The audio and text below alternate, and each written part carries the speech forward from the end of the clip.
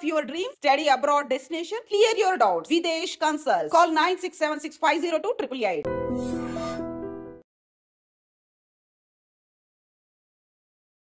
చెరువులు కుంటలు నాలాలు ఎవడు కబ్జా చేసినా నిర్దాక్షిణ్యంగా గులగొట్టమని చెప్పింది. ఈ దేశంలో సుప్రీంకోర్టు కంటే పెద్ద కోర్టు ఏంది? ఏం కోర్టు ఉంది అంటున్నా? ఎవరు పడితే వాళ్ళు స్టే ఎట్లా ఇస్తారు? ఎవరు ఇచ్చారు మీకు అధికారం? సుప్రీంకోర్టు చెప్పింది వినాలని హైకోర్టులకు లేదా? ఏం వినాలే? మొన్న పోయారు కదా హైకోర్టుకు అనురాగ్ యూనివర్సిటీ వాళ్ళు. ఆయన కాయిదాలు చూసి వారం రోజులు టైం ఇచ్చి తహసీల్దార్ను ఒకవేళ ఎఫ్టీఎల్ ఉంటే తీసేయమని చెప్పిండ్రు. దానికి విద్యార్థులను అడ్డం పెట్టుకొని ఒక ఆయన, వెంచర్ను అడ్డం పెట్టుకొని ఇంకొక ఆయన, రాజకీయ నాయకులను అడ్డం పెట్టుకొని ఇంకొక ఆయన, ముఖ్యమంత్రి అన్నున్నాడని ఇంకొక ఆయన. ముఖ్యమంత్రి అన్నున్న కాలనీ అది దుర్గం చెరువు లేఅవుట్ కాదా? అది ఎట్లా లేఅవుట్ చేసిర్రు? అప్పుడు పర్మిషన్ ఇచ్చిన జిహెచ్ఎంసీ కమిషన్ని తెచ్చి ప్రాసిక్యూట్ చేయాలి కదా. దుర్గం చెరువు ఎన్ని ఎకరాలు ఉండాలి? వీళ్ళు ఎన్ని ఎకరాలు ఉంది? ఒక కొత్త చెరువు కట్టే సూరత్ లేదు కానీ ఉన్న చెరువులు మింగి రేపు భవిష్యత్ తరాల పిల్లలకి ఏమిద్దాం అనుకుంటారు మీరు? ఏమిస్తారు? బంజారా హిల్స్లో, జూబ్లీ హిల్స్లో కొండల్ని కంకర మిషన్లు పెట్టి పిండి చేస్తూ ఉన్నారు దుర్మార్గులైన రాజకీయ నాయకులు. ఆపున్నా పర్మిషన్స్ అని రేవంత్ రెడ్డి గారు. ఎందుకు ఆపవు? నీ పార్టీలో ఏరింది ఎందుకైనా? ఎందుకు ఆ కొండలు ఎందుకు కొడుతుర్రు? ఆపుర్రా కొండలన్నింటిని కొట్టే వాటిని. ఇది ఇప్పటికిప్పుడు జరుగుతున్న విషయం కాదు, ఏళ్ల తరబడి రాత్రికి రాత్రి జరిగింది కాదు. ఎవరో ఒకరు మొదలు పెట్టాలా? ఎందుకు జరగలేదు? ఎవరో ఒకరు అరే ఇంతకాలం నువ్వు గడ్డి తిన్నావు, ఇలానే అన్నం తింటున్నావు, it is wrong in it. మీరు గడ్డి తిన్నారు కాబట్టి నేను గడ్డి తినాలా?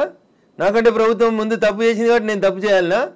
Once again I'm telling I'm not supporting Revanth Reddy. ఊరు బాగుండాలా వద్దా? పిల్లలు మీ కళ్ళ ముంగట వాయినాల్లో కొట్టుకుపోయినట్టు బురదలలో కొట్టుకుపోవాలని కోరుకుంటురా? నేను కోరుకుంటలేను. నా భాగ్యనగరం బాగుండాలని కోరుకుంటున్నా. ప్రపంచానికి హైదరాబాద్ ఒక కీర్తి ప్రతిష్టలు ఇచ్చిన నగరం. 400 సార్లుగా చరిత్ర ఉంది దీనికి. ఇంత మాట్లాడతారు. అసలు భాగ్యనగరాన్ని భాగమతి నది ఒడ్డున కట్టినప్పుడు ఎందుకు కట్టిర్రు? అప్పుడు ఏమైనా వరదలు రాలేదా? మూసీకి వరదలు రాలేదా? అప్పుడు ఏం తెలుసా హైదరాబాద్ చరిత్ర వీళ్ళకి మాట్లాడేటోళ్ళకి? ఈ ముఖ్యమంత్రి వచ్చి మూసీ ప్రక్షాళన అంటాడు, ఆ ముఖ్యమంత్రి వచ్చి కాళేశ్వరం అంటాడు, ఈయన 1,00,000 కోట్లు అంటాడు, ఆయన 1,00,000 కోట్లు అంటాడు. నేను వాళ్ళ కమిషన్ల కోసం మాట్లాడతలేను. నేను మల్లారెడ్డి గారు కడితే గులగొట్టుర్రి, పల్లారాజేశ్వరరెడ్డి గారు కడితే గులగొట్టుర్రి, నాగార్జున గారు గులగొడితే నేను కదా అందరికంటే ముందు మాట్లాడింది. కోర్టు స్టే ఇచ్చిందంటే ఎట్లా ఇస్తుంది కోర్టు అని అడిగినా. బరాబర్ అడుగుతా నేను. పొద్దున 6 గంటలకు కూలగొట్టుడు మొదలు పెడితే మధ్యాహ్నం లంచ్ మోషన్ అయింది, 3 గంటలకు స్టే అయింది.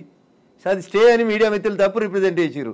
స్టేటస్కో ఇచ్చింది, అది కూడా కరెక్ట్ కాదంటే నేను జడ్జి గారి ముందు కూడా ఇట్లే వాదిస్తా. నేను కూలగొట్టాలి అంటున్నా.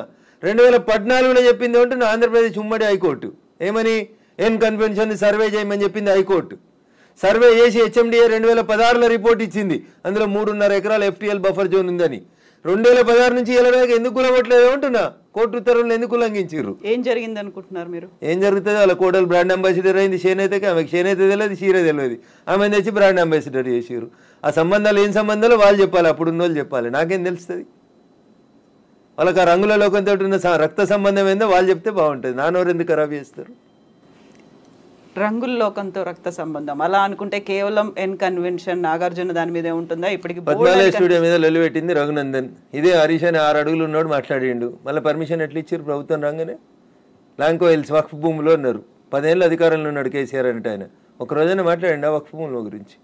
లగడపాటి కడుతుండని చెప్పి లాంకో హిల్స్ అంతా వక్ఫ్ భూములు దున్నుతాం, పల్గొడతాం, ఇరుగొడతాం అన్నారు. పర్మిషన్ ఎవరు ఇచ్చారో తెలుసా కవిత గారు? పద్మాలయ స్టూడియోలో అపార్ట్మెంట్లు కట్టుకోవడానికి పర్మిషన్ ఇచ్చింది ఇదే గౌరవనీయులు కేసీఆర్ గారు, కేటీఆర్ గారు, హరీష్ రావు గారు. ఆ రక్త సంబంధం ఏందో అడుగుండ్రు. జర్రంత అవతలకి పోతే ఎంఆర్ ప్రాపర్టీస్ అని ఒకటి ఉంటాయి. ఎంఆర్ ప్రాపర్టీస్లో రైతులు, తెలంగాణ రైతులు మా భూములు పోతున్నాయని ఏడిస్తే వాళ్ళకి పైసలు ఇప్పిస్తామని స్పీచ్లు ఇచ్చిండు. ఇదే కేటీఆర్, అదే హరీష్ రావు, అదే కేసీఆర్ అన్నట్టు. ఆయన 10 ఏళ్ళు మంత్రులుగా పదవి అనుభవించారు. ఎన్నడన్నా ఎంఆర్ ప్రాపర్టీస్లో భూములు కోల్పోయిన రైతుల గురించి మాట్లాడేందుకు వీళ్ళకి నోరు వచ్చిందా? ఎందుకు రాలేదనుకుంటారు కవిత గారు? కారల్ మార్క్స్ అని కమ్యూనిస్టు సిద్ధాంతకర్త చెప్తాడు, మానవ సంబంధాలన్నీ ఆర్థిక సంబంధాలనే చెప్తాడు. అందుకనే రాఘవేంద్రరావు సినిమాక్స్ని ముట్టలేదు టీఆర్ఎస్ పార్టీ. పద్మాలయ స్టూడియోస్లో అపార్ట్మెంట్లు కడుతుంటే సపట్లు కొట్టిర్రు. ఎంఆర్ ప్రాపర్టీలో తెలంగాణ రైతులు మునిగిపోతే నోరు మూసుకున్నారు. నాలాంటి ఎవడో మాట్లాడాలి కాబట్టి మాట్లాడడం మొదలు పెడతా ఉన్నాం. I stand for the poor only. నేను ఇప్పుడు ఈ రాష్ట్ర ప్రభుత్వాన్ని డిమాండ్ చేస్తా ఉన్నా. కానీ నేను అమ్ముతురు కదా కోకాపేటలో ఎకరం 100 కోట్లు పెట్టి 100 ఎకరాలు అమ్మిండ్రు కదా. ఆ పక్కన ఇంకా 150 ఎకరాలు ఉంది ప్రభుత్వ భూమి. ఇప్పుడు ఈ ఇండ్లు పోతున్న వాళ్ళందరికీ ఒక 25 ఎకరాలు లేఅవుట్ చేయండి. ఈ పేదోళ్ళందరికీ మంచిగా 100 గజాల స్థలం ఇయ్యండి. ప్రధానమంత్రి ఆవాస్ యోజన కింద ఇంటి పైసలు 5 లక్షలు ఇయ్యండి. ఇందిరమ్మ ఇంటి కింద నువ్వు 5 లక్షలు ఇయ్యి. ఈ నాలాల మీద కట్టుకున్న వాళ్ళు, చెరువులు కుంటలలో కట్టుకున్న వాళ్ళ కోసం ఏంది కోకపేటలో 100 కోట్లకు ఎకరం పోయే భూమిలో వీళ్ళకి లేఅవుట్ చేసి 25 ఎకరాలు అక్కడ ఉప్పల్ బగాయితో లగాయితో అని పెట్టి అమ్మిరు కదా ఊడా యాక్షన్ పెట్టి. అట్లా ఈ గరీబ్ వాళ్ళందరికీ తీసుకొచ్చాడు కాలనీ కట్టు. వీళ్ళు అరువులు కాదా 100 కోట్ల భూమిలో ఉండేందుకు? 10 ఏళ్ల క్రితం కట్టుకున్న ఇల్లు కళ్ళం కూడా కూలిపోతుంది కదా, బాధపడుతురు కదా. వాళ్ళని తీసుకొచ్చాడు 25 ఎకరాలు లేఅవుట్ చేయి Revanth Reddy. Then I will support you, then I will congratulate you. అంతేగాని అసదుద్దీన్ ఓవైసీ ఇచ్చిన ఉడత ఊపులకు భయపడితే 400 కాదు 4000 స్టూడెంట్స్ ఉన్నారని బెదిరిస్తాడు. ఎందుకు సల్కం చెరువు కూల్తలేదు? కూలాలి కదా సల్కం చెరువులో ఉన్న ఫాతిమా మెడికల్ కాలేజ్. ఎందుకు భయపడుతున్నారు? ఏమవుతుంది రేవంత్ రెడ్డి గారు? మొదలుపెట్టినావు కదా, కొట్టేసేయన్ని. అపప్రద నీకెందుకు? మల్లారెడ్డితో పాత పగుందని, పల్లారాజేశ్వరరెడ్డి పార్టీ మారతలేడని కొడుతున్నారన్న చెడ్డ పేరు ఎందుకు? ముందు అసదుద్దీన్ ఓవైసీ తోటి మొదలుపెట్టు.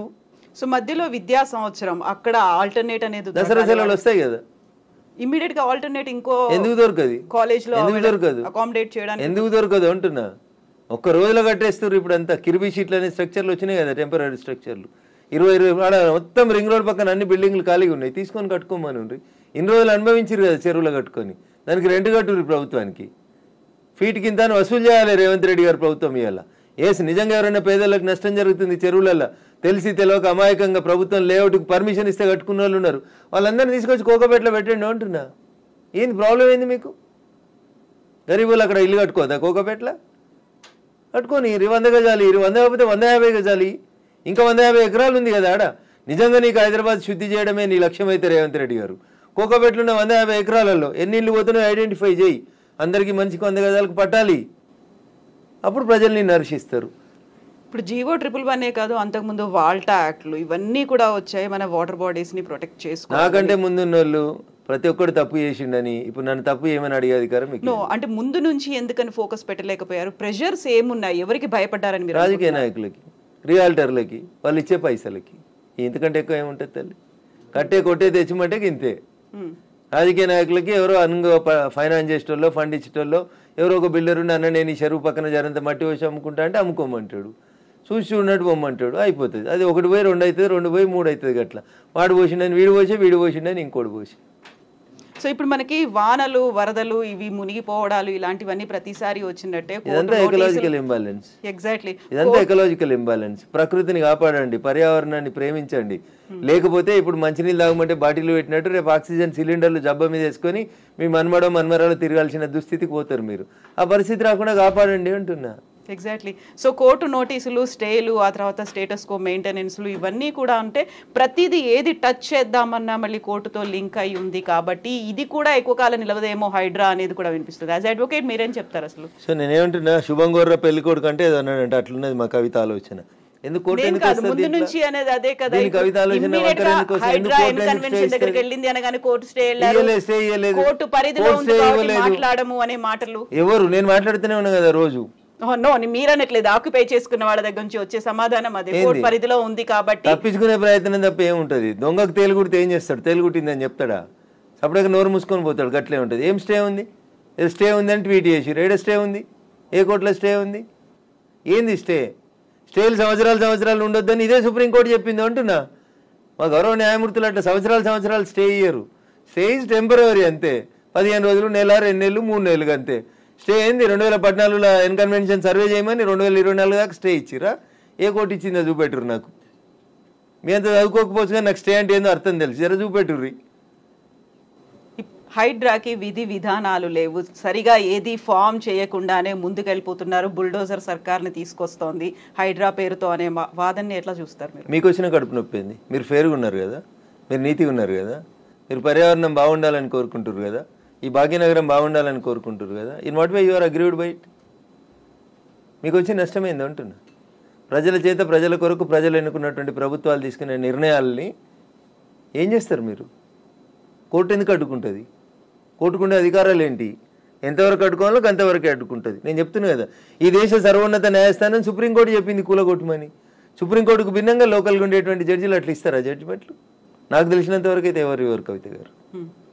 సో ఇప్పుడు హైడ్రాని సడన్ గా తెర మీదకి తీసుకొచ్చింది. 1994 రావడం, ఒక హైడ్రాని తీసుకొని రావడం అనేది భయపెట్టడానికో, బెదిరించడానికో, లేకుంటే రుణమాఫీ 6 గ్యారంటీ స్కీములు అడుగుతున్నారు కాబట్టి డైవర్షన్ పాలిటిక్స్ అనే వాళ్ళకి ఏం చెప్తారు మీరు? నేనంటున్నా రుణమాఫీ చేయాల్సిందే, ఇచ్చిన 6 హామీలను అమలు చేయాల్సిందే. రైతులకు చెప్పినటువంటి రుణమాఫీ, యువతకు చెప్పిన డిక్లరేషన్, మహిళలకు ఇచ్చినటువంటి మహిళా డిక్లరేషన్ అన్నీ చేయాల్సిందే. అవి చేసి ఇది వదిలేద్దామా? అవి చేయాల్సిందే, ఇవి చేయాల్సిందే. ఇది చేయమని చెప్పురు, అది చేయమని లొల్లి పెడతాం. మేము లొల్లి పెడుతూనే ఉన్నాం కదా. బీజేపీ ప్రశ్నిస్తున్న బీజేపీ పేరిట, ప్రశ్నిస్తున్న తెలంగాణ పేరిట మేమంతా నడుపుతూనే ఉన్నాం కదా. రైతన్నల రుణమాఫీ కోసం మాట్లాడితే హైడ్రా గురించి మాట్లాడొద్దా? బట్ అది డైవర్షన్ కోసమే చేస్తున్నారు అనే మాట. So I don't have any comment on this particular issue. నేనేమంటున్నా, నేను రుణమాఫీ కాలేదు, రైతులతో చేయించేది రైతులతో చేపిర్రి, హైడ్రాకి దానికి ఏం సంబంధం అంటున్నా. ఎందుకు రాస్తున్నాయి పేపర్లో హైడ్రా గురించి అంత గొప్పగా? వదిలేశారు, ఆయన పని ఆయన చేసుకుంటూ పోతాడు, మీ పని మీరు చేసుకోర్రి. రుణమాఫీ గురించి మీరు రాయమంటే రాస్తారా? రాయరు కదా. రైతులు మాట్లాడితే మన పేపర్లో హెడ్ లైన్స్ రావు కదా. ఏమవుతాయి మనకి? హైడ్రా హైడ్రా మా కేటీఆర్ అంటాడు, ఆయన పోయి అమెరికాలో అంటాడు. అది ఫుల్ హాఫ్ పేజీలు వస్తుంది, పెద్ద పేజీలలో వస్తుంటుంది. ఫస్ట్ పేజీలలో 119 ఎమ్మెల్యేలలో ఆయన యువరాజు అయినట్టు ఆయన మాట్లాడితే పైన ఒక బాక్స్ కట్టి రాస్తారు మీరు. ఆయన కట్టిన జన్వాడ ఫామ్ హౌస్ నాది కాదని స్టేట్మెంట్ మారుస్తాడు. ఒక్క మీడియానైనా రాసిందా? రేవంత్ రెడ్డి అన్నట్టు ఆయన అరెస్ట్ చేసిన రోజు ఈ ఫామ్ హౌస్ నాది, ఇగో దాని మీద డ్రోన్ ఎగిరేసినావు, ఇగో క్రైమ్ నెంబర్ ఇంత, నార్సింగ్ పోలీస్ స్టేషన్ అని తీసుకొచ్చి ఒక్కరైనా రాసిరా మా జర్నలిస్ట్ మిత్రులు? ఇవాళ అది నోరా మోరా, ఇది నాది కాదు నా దోస్తుంది అని చెప్తే ఎందుకు రాయారు? ఆ రోజు స్టేట్మెంట్ ఈ రోజు స్టేట్మెంట్ రెండు పక్క పక్కన పెట్టి ఎందుకు చూపాయించారు? ఎలక్ట్రానిక్ మీడియాలో ఎందుకు చూపెట్టారు? ఎందుకు చూపెట్టరు అంటున్నా. ఎవరా దోస్తు? ఎందుకు నీకు లీజుకి ఇచ్చిండు?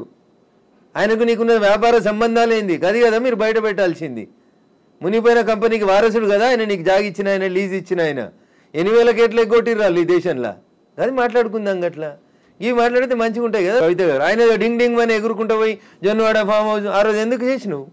డ్రోన్లు ఎగురుతలేవా? తెలంగాణలో డ్రోన్ ఏడా ఎగురుతలేదా? డ్రోన్ ఎగిరేస్తే తప్ప ప్రతి పెళ్లిలో డ్రోన్ ఎగురుతుంది, ప్రతి బరాతులో డ్రోన్ ఎగురుతుంది, ప్రతి శ్రీరామనవమికి డ్రోన్ ఎగురుతుంది, ప్రతి వినాయక చవితికి. ప్రైవేట్ ప్రాపర్టీ మీద ఎగరడం అనేది నీది కాదు కదా ప్రాపర్టీ. నువ్వెందుకు కంప్లైంట్ ఇచ్చినావు? నీకెందుకు కడుపున వచ్చింది? జన్వాడ ఫామ్ హౌస్ నీది కాదు కదా, నీది వస్తుంది కదా. ఒక ఎంపీ పార్లమెంట్ నడుస్తుంటే ఢిల్లీకి వెళ్ళి హైదరాబాద్కి వస్తే ఎయిర్పోర్ట్కి వెళ్ళి పట్టుకొచ్చి రిమాండ్ చేసిరు కదా.